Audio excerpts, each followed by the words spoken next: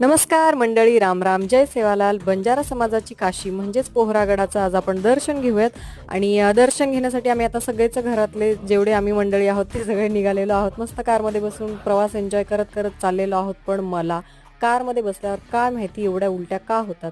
तर आता आम्ही इथे चाललेलो आहोत आणि मी स्प्राईट पिऊन घेतलेलं आहे की थोडंफार तरी कमी वाटेल. आणि सासूबाईंचं म्हणणं आहे की लोकांना कारमध्ये प्रवास करायला आवडतं, पण तुम्हाला कारमध्ये उलट्या होत आहेत तर आपण कार विकूयात आणि ट्रकच घेऊयात, म्हणजे तुम्हाला उलट्या होणार नाहीत, सगळी मोकळी हवा मिळेल. कारण आम्ही कारमध्ये एसीमुळे आम्हाला लगेच त्रास होतो.